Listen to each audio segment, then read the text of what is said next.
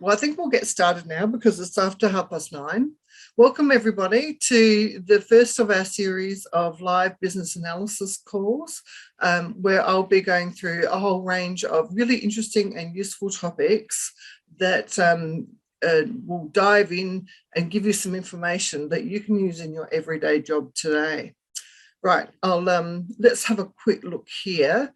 I'm going to open this up. Right.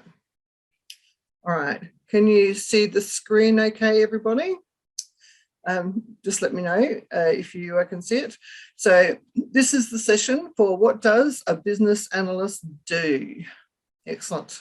So first off, what we need to do whenever we're looking at these sorts of things is to have a look at the official definitions. There's the International Institute of Business Analysis, which I'm sure you've heard of before, and so I've abbreviated it to IIBA. They provide us with a very comprehensive but very high level definition of what business analysis is.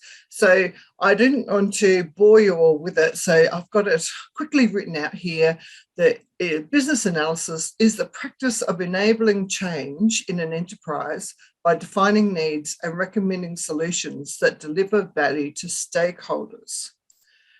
And it can be performed from a diverse array of perspectives, including agile, business intelligence, information technology, business architecture, and business process management. So that sounds very, very official and very sometimes a little bit confusing for people. So we'll just dive a little bit more into what the IIBA says before we start unpicking that and seeing what that really means to you and I.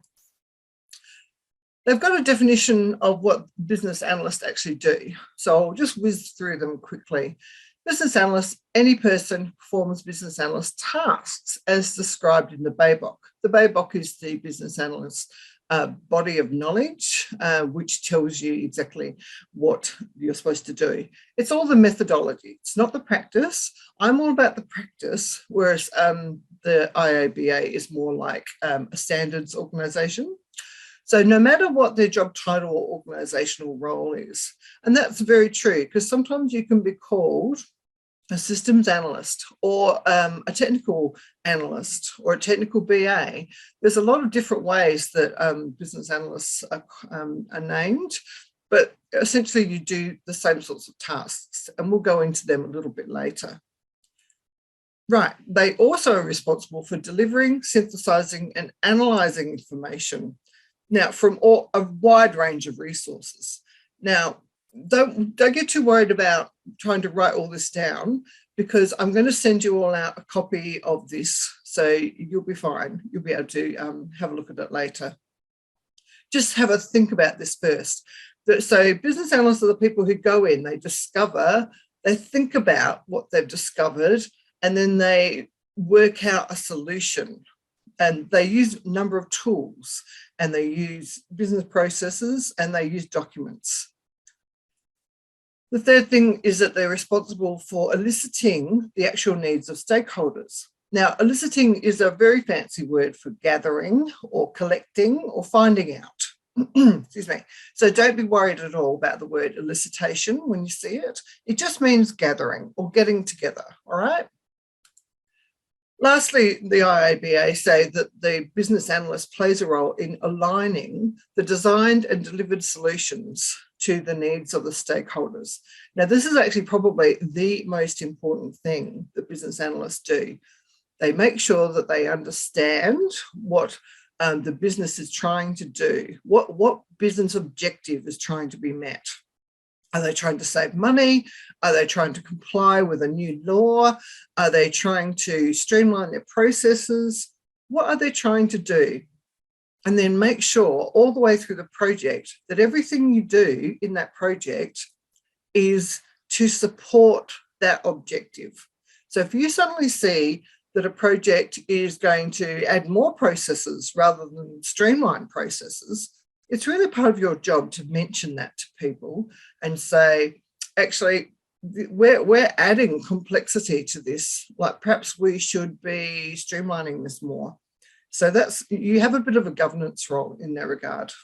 So there'll be some time for questions at the end. So just if you've got any questions along the way, you can either add them into the chat, or you can save them up for the very end. So now I'm going to do this live so that you can, it's not just all talking at you, right? So here we go, and we're going to have some dot points. So, right. The definition of the activities performed by business analysts are essentially understanding enterprise problems and goals. I might make this a little bit bigger because this is going to be hard to read otherwise, isn't it? How about 32? How's that? That looks good. Right. Another activity is analysing needs and solutions, which is what we just talked about. What business objective does the business owner have? Devising strategies. So devising strategies means working out the best way to go. Driving change. Now, this is a really interesting thing. Business analysts, I see a lot of jobs these days going for business transformation consultants, and essentially they are doing the jobs that business analysts and change managers do. So that's a very interesting new spot, that new sort of job role that's coming up. And facilitating stakeholder collaboration. So there you have it. So these are the five main activities that the IABA says that we need to do as business analysts. So the next thing is the IABA talks about 6 core skills. So we're going to do this here. Let's go. We'll make this 30 again. Well, 32, that'll do. Right. So what have we got here? We've got, what are the core skills? What do you think they might be? Do you think planning and monitoring might be one of them?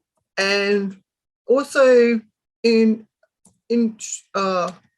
producing outputs, which are documents and spreadsheets and graphs, infographics, presentations.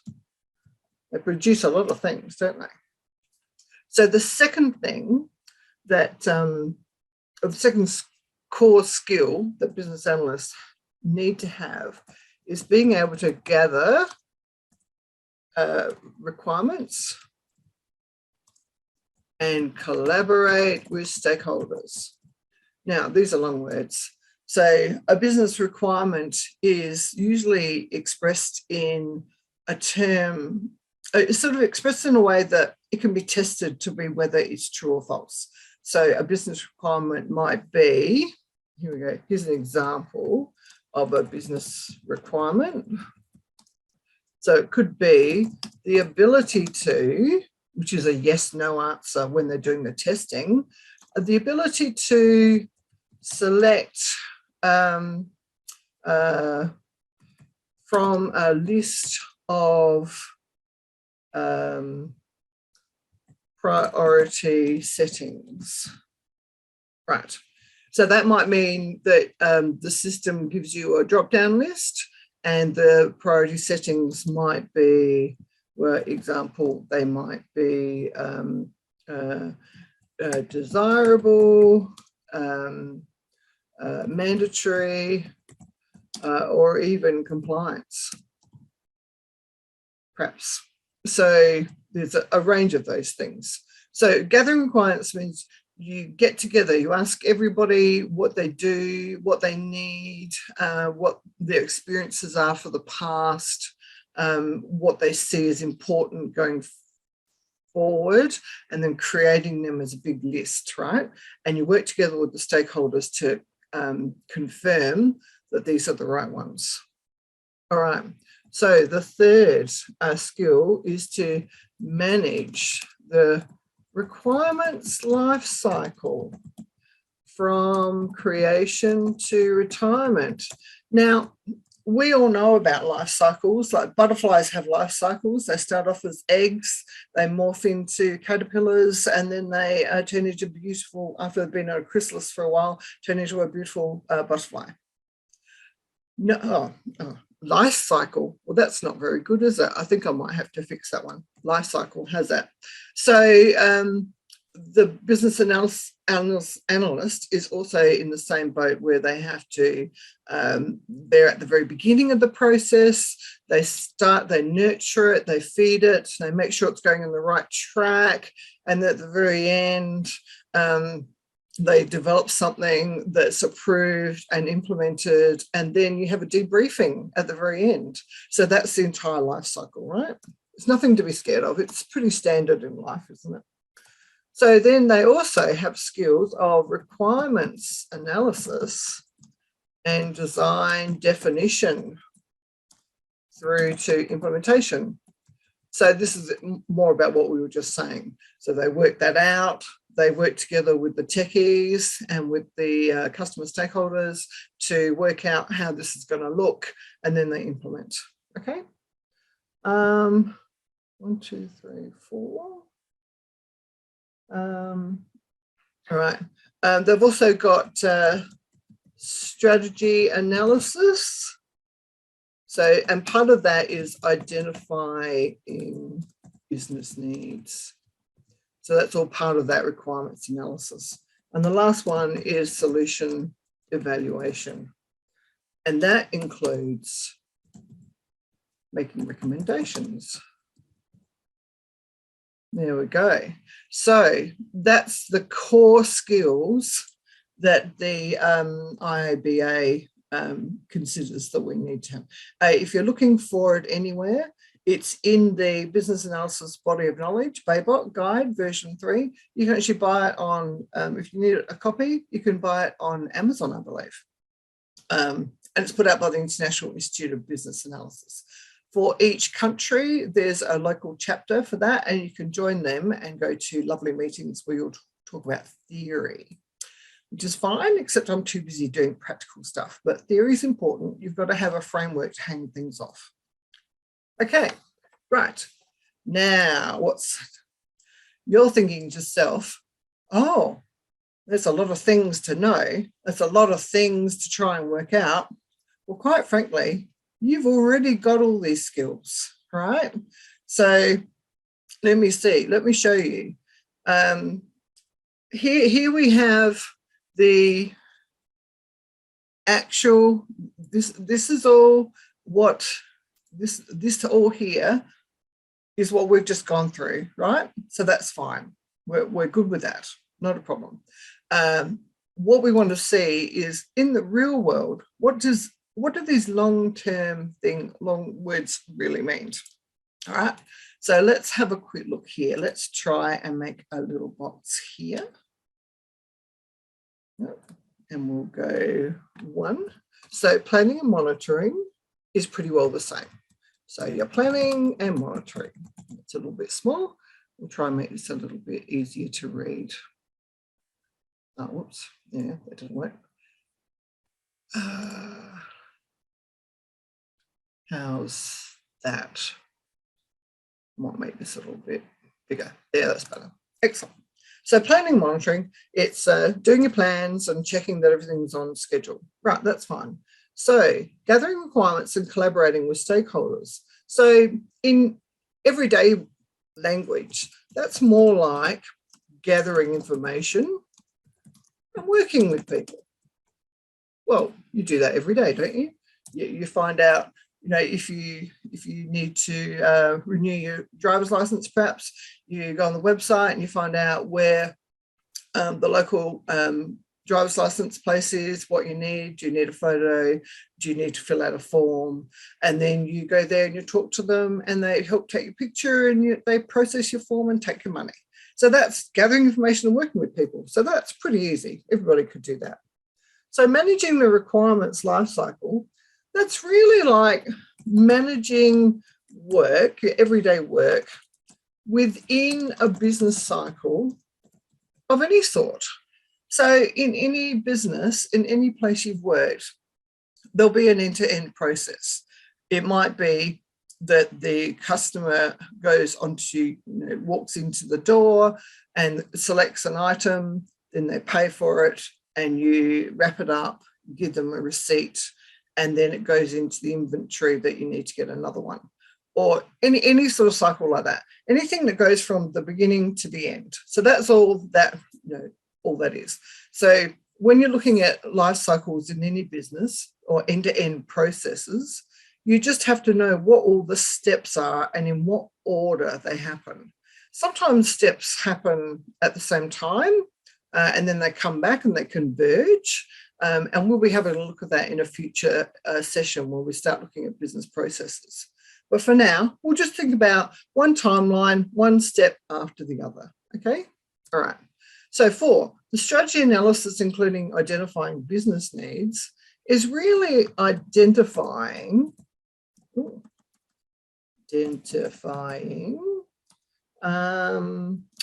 a need of strategic or tactical importance.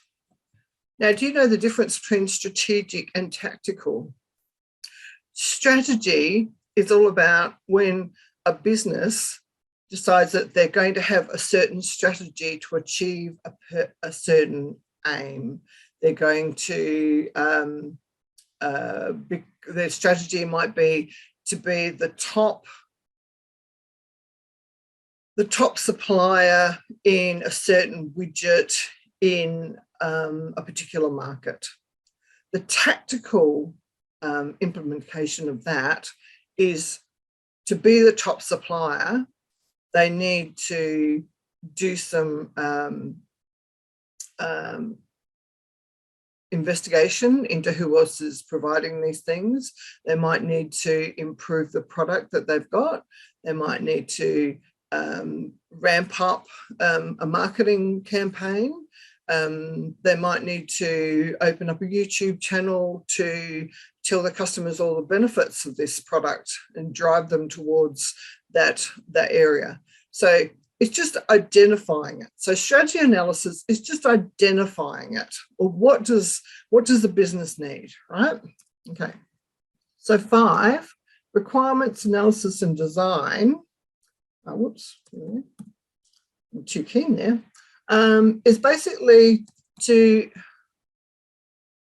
analyze what people need and identify the options available. So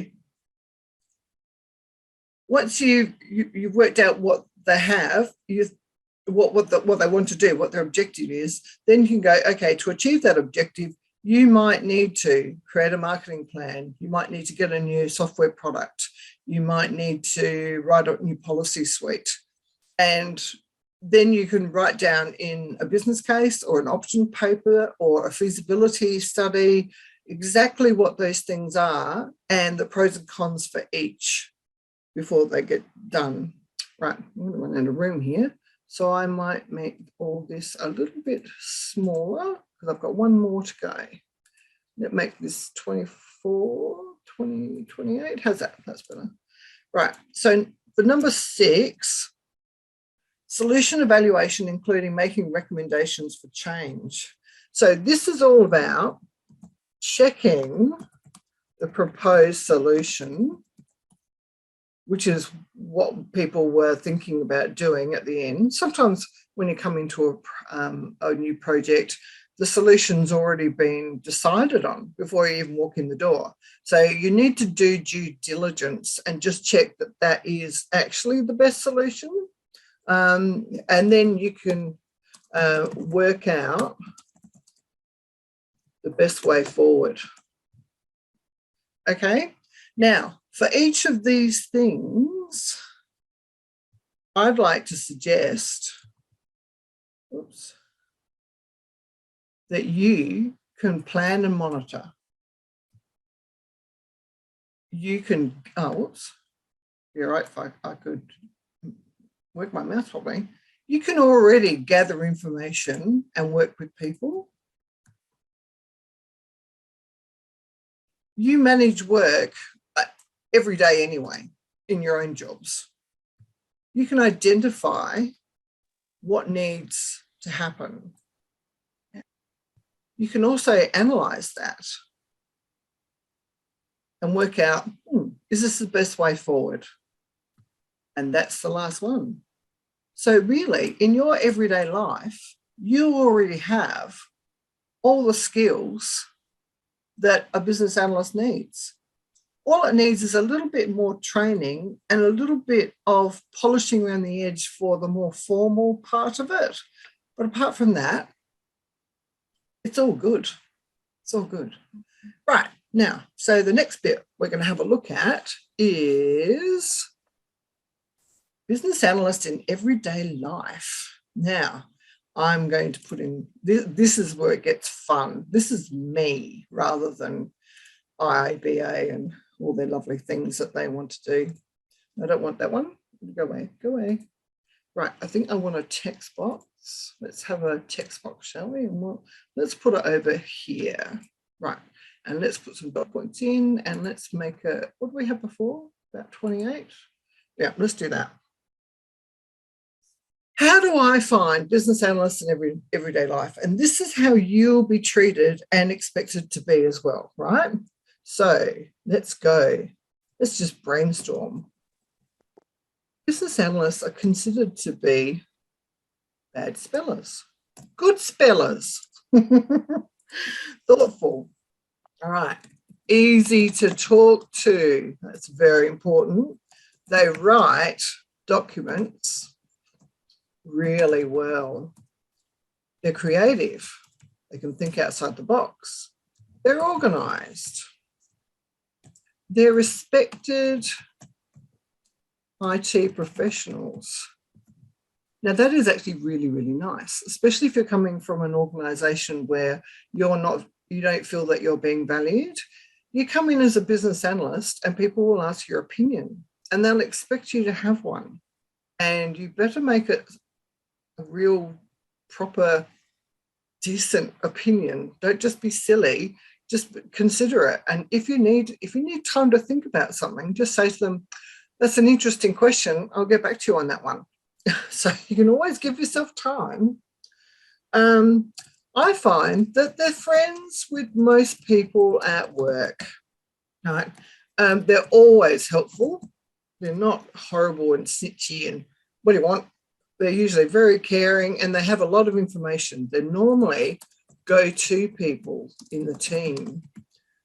So because you've learned a lot and you get to hear lots of things from lots of people, usually in a meeting when somebody says, oh, I'm going to be doing some work on this topic, and you would probably be the one who would be able to say, oh, I know Jim down on the 3rd floor, they're working on that topic right now. Would you like me to introduce you? And you become that go-to person. And that's a lot of fun. But personally, I love helping people, so it's good fun. And here's my next thing. They're helpful. Oh, no, we had that. We're not going to be helpful again. We're not twice as helpful. All right. Oh, a bonus of all this is you get to be fairly well paid, but you need to look the part. By that I mean be tidy, wear nice clothes. You don't have to dress up like you're in a ball gown or anything, but very corporate. If you look up business clothes or work attire in Google, you'll find lots and lots of pictures. What else do business analysts do? They are forward-thinking and adaptable. By that, I mean you think about the current trends, like say there's AI, there's cyber security, there's the cloud, obviously, those sorts of things. Have an interest in current trends because what you'll find is the projects that you're working on will include those things. They're very much considered an important member of the team, which I think is lovely. I like to be part of the team. I like to be helping but valued for what I do. So let's put in another text box. What about here? That's probably a good spot for another text box. And we'll make that 28 or so. And let's put in some more docs. All right, what else have we got? Now, if you're a contractor, I consider you to be a loyal maverick, as a contractor. By which I mean you have the organisation, best interest at heart. By that I mean you only recommend what's right for the organisation. All right. Even though if you're a contractor, you go off to somebody else later, it doesn't matter. What I always consider, and I've spent a lot of my career just being a contractor, really important just to focus on the organisation you're with right now, be loyal to them, think what's best for them, and they will really appreciate that. So you're still a maverick. You still have to look out for your pay rates and that you're looked after properly and all that. You're still independent, but you're very loyal. Now, if you're a permanent employee, of course you're loyal, but you're always going to look out for your organisation's best interests. Okay. Let me see a few other things. What was that? Reliable. You can rely on a business analyst. They're seen a bit like chemists and doctors and librarians. They're reliable people. You can go to them and they'll help you, or you know that they'll deliver that piece of work on time, right? They're well mannered. Oops, here we go. And generally, they're fun to be with because they're really clever. Did I say clever? Because they're clever. So most of the time, they're clever. And if you aren't, it doesn't matter because that will come upon you. As you read more things and you understand more things, you become, you improve your mind, you improve what you know and understand. Quite frankly, they have a really good sense of humour. And because they interact with technical people who have a very different sense of humour again, it's fascinating to be in those worlds, to jump in a business world, to jump into the technical world and to interact with those people and to have fun and talk to them at the human level. So all in all, I think BAs are just a little bit magical. What do you think about that? Sometimes let's add that to it. You need to have a bit of self-direction and initiative. Yeah. And I always think that if you are continuously learning, even if it's just to improve your career, that fills in the void sometimes when you're waiting for people to get back with approvals or comments and things, because you can get a little bit demotivated, can't you? So, right, I want to give you a little analogy.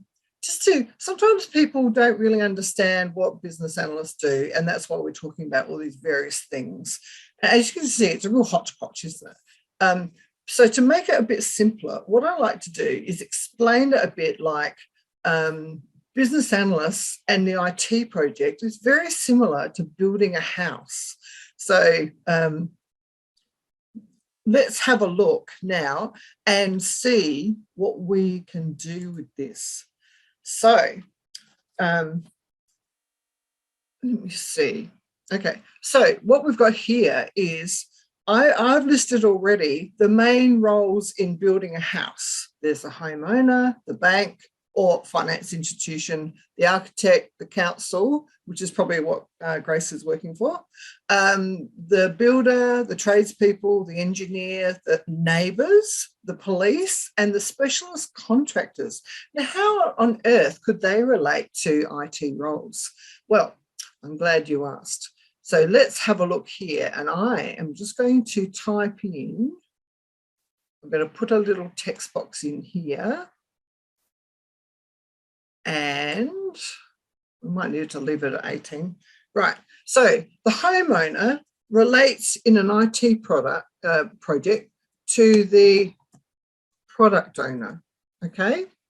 So I wonder if can you read that all right? Okay, so that's the product owner there. They're the ones who they want the development to happen. So say we'll use the example of we want a new website created on the part of the intranet.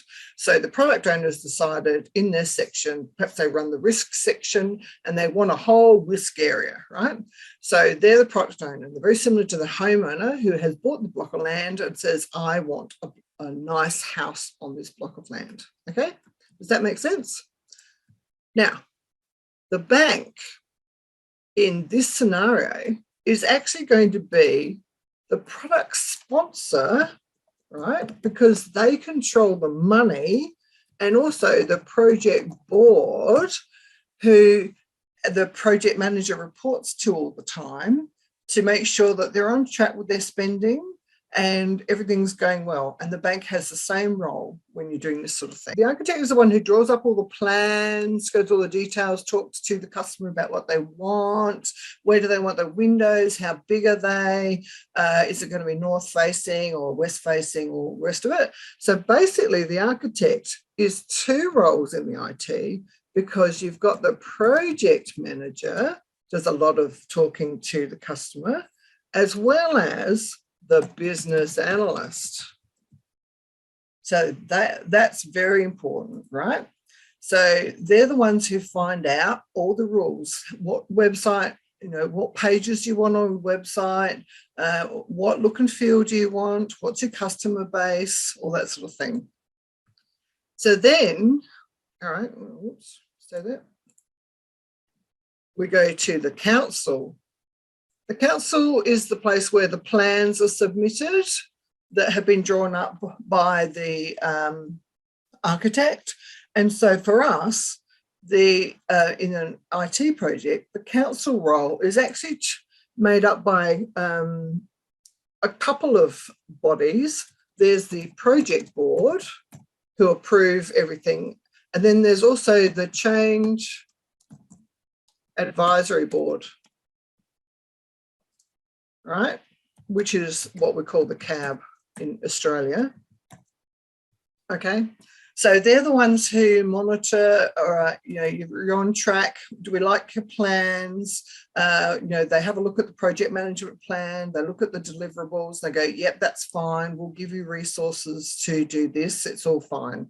And if you want to make, if the project manager needs to make a change, he has to go through the change advisory board to get that approved. All right, so that's that role. So then we've got the builder, and the builder is, of course, three roles. So what have we got for in an IT thing? The builder's got a very key role, very hands-on, very controlling. So you've got a project manager, you've got the PMO, the project management office, and you've got the business analyst. Because they're all involved with coordinating, making sure everything's running, that the right templates are being used, that the right fittings and everything's being done according to code. And the project manager, of course, manages the money and the deliverables and making sure the right people are in at the right time. So that's a pretty busy role. Right, so I'll just copy this one. So we get down to the tradespeople. You know how when your building's almost got to close up stage and they come in and they put in the kitchen and they put in the plumbing and all that sort of stuff, right? So they're all the tradespeople that come along, and there's lots of them. Now, in any IT project, there's a lot of people involved. So there's obviously the software programmers, right? In our case, they're going to be web designers, but anybody who's going to be doing that technical coding, right? Then we've got the change manager, right? The change manager has to make sure that everybody's well communicated with, and we all know who's responsible, like the RACI, who's responsible, accountable, communicated or just informed. So the change managers are very important. We've got the Scrum Master in Agile projects. So they have a very key role in making sure that everything's working out properly. And then we've also got a couple of other roles, like part of change might include the training area. And then we've also got UX, like user experience. And that's very much the customer journey. What does the screen look like? Is it intuitive? Is it easy to use? Customer profiles, that sort of thing. All right. So that's a very important role. Now we get to the engineer. Have we got one of those? Oh, there we go. Now the engineer is played by the test manager. And why do I say that? Well, the engineer comes along and makes sure that, you're right, if I could get this to work. Come on, sweetheart. You can do it. There we go. Right. So we've got the test manager, right? The testers, there's usually a whole team of them, and the subject matter experts, who are normally business people, right? So they're from the business. Okay, so they're the ones who make sure that everything's done right. Okay, the test manager will have a look at your requirements, which are written in the ability to do something. And so he can tick or she can tick yes, or they can tick yes or no, right, against that. And so it's pass or fail for him in the testing realm. There we go. Business analysts can get involved. Quite often I've been known to write test scripts as well, just because it's easier, because I already understand the requirements so well. So I can just quickly knock them up and then the test manager can use them. Right, the neighbours. Now the neighbours are interesting. Let's get one of these. Right. So the neighbours. Who are the neighbours in an IT project? Well, they are the customers, right? They can be internal, like operational teams, or they can be external. They can be the public. So, right. So that's all the neighbours, everybody around you, the ones who are going to be impacted by your building, who are going to walk past every day and go, oh, why did they paint that horrible colour? But your neighbours, your customers, they're the ones who are going to complain to you if you don't get it right. Okay, right. So now then we're going to have a look at the police. Now, what role would the police have in an IT project, I wonder? Well, they play a really important role, and you've got to remember to try and get them involved really early in the process, because I've been on projects where they've ignored this role till later, and then the whole project got stopped by six months while they did their work. So if you include these people in the very beginning, then it often is a much smoother process. And of course, I'm talking about IT security. They're the ones who they're the people who tell you, is it going to be a problem with information coming across the firewall? Have you got information going back and forth? Are you doing anything that's going to connect two systems that shouldn't be connected? Or are you doing anything that's not recommended by IT security, as in you're not using the right security patch or the right software? There's a whole range of issues. And of course, they're usually a fairly small team, and they need time to be able to sit down and work out with you, what are you doing, and is there an issue for them to deal with? Because in my experience, once you get them on board really early, they'll actually be really helpful and give you suggestions on good ways to go forward. So have a think about that.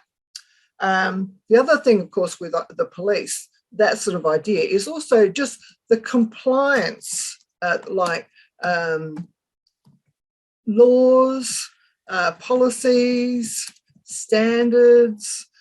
It's always really important, okay? So you've got to be aware of all those things, and you've got to be across them. As a business analyst, you need to know all that stuff, right? Okay, and the last one is any specialist contractors, and I just put them down as third-party vendors, right? They're the ones, they're the IBMs or the Accentures or the, KPMGs or anybody who comes in and says, or SAP or SAS, anybody who comes in and says, right, we're implementing our product, because we've won a tender and we have to work with you. And you, as a business analyst, you have a huge role in actually making sure that everything they do is okay and that they're aligning to the business objective. If you have a project where you need to make sure that something's reinforced or something's better, or there's some extra security layers that need to go in, put them in early. It's money well spent, because it means later on you don't have a security issue, or you don't have the system falling down when there's more than 1,000 users on it at any one time. It's money well spent. So that's very important. All right. So there are common business analyst activities in an IT project, and I'm not going to write them out because it'll take too long, and I want you to have time for questions.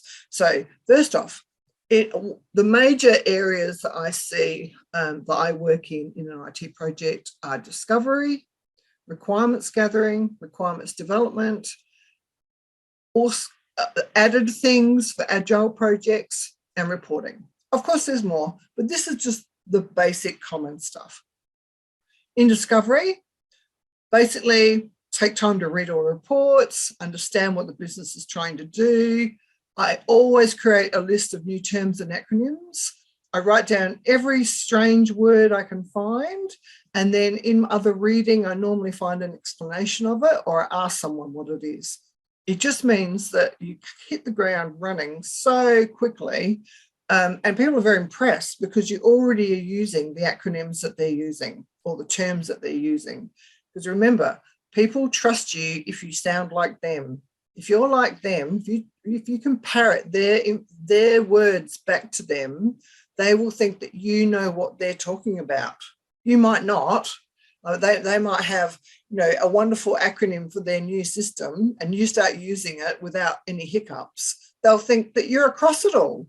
And that's good, because that gives you breathing room so that you can be like the duck on the water. They're swimming very gracefully on the top, but underneath you're paddling madly. So sort of like that. Okay. You create a plan on a page. This is really a plan for you as a business analyst, and you can give it to your supervisor of what you think the key things are, when you think you're going to do them, any issues you might see, any key stakeholders you've got, and anything you need help with, right? And then you start scheduling your requirements interviews, all right? So then we go to requirements gathering. And that's when you actually start interviewing people. You run your workshops, you meet with senior management one-on-one, you elicitate, there's that word, gathering, collecting the requirements and noting them down. You prioritize your requirements and you follow up with any questions to the subject matter experts, okay? So then we go to the actual development stage. This is the writing stage. This is when you write your draft document, your business requirements document. You create an executive summary with any recommendations if you feel that that's required. You certainly have a methodology section in there. One of my I think the next section is not a requirement section, but a little bit later down the track, we're going to be dissecting a business requirements document. So you see exactly what sections to include. Then I like to get peer review for that document. Like if I'm working with a range of other business analysts, I might get someone else to read it. Then you give it to your supervisor for their review. And then once it's approved, you've made all their changes that they want, it's submitted to senior management for approval. All right. In Agile projects, you've got additional things. You've got daily scrums, which are stand-up sessions where you just talk about what you're doing. You develop user stories, which are like case studies, telling you exactly what the what the customer will be doing at any one certain point with the system. You develop critical success factors, and we'll be going through all this in my agile stuff. They're all about what they're sort of like the test scripts. They say the system must display, a flashing light if they've done something wrong, right? And a red, and a whistle and a red button or something if they've done something wrong on the system. So you need to be able to tick yes, that happened in the testing phase, or no. Then you contribute to the backlog grooming. That usually happens every week or so, that you just work out, okay, where are we at now? What are we going to work on next? And that's a whole great big group of people, techies, Scrum Master, Project Manager, yourself, Solution Architects. So we'll go through all that. And you monitor project interdependencies. Always make sure that you know where your project is in the scheme of things. You must know what's coming down the pipe that might influence your output, or what you're doing that someone else is waiting to be delivered so that they can do their next bit. It's very important to understand that, because sometimes when people say, oh, well, we'll just cut that function, we won't need it, you should be able to then say, oh, sorry, that project on level 2, they need that function so that they can do something. So we need to work around this. Okay, right, here we go. The last one is reporting. I always write a weekly report. Sometimes it's more formalized, like a quad report. If it's not, I just write an email thing saying what I've done this week, who I met with, what I'm planning to do next week if I have any issues, just so that my supervisor at all times knows what I'm doing.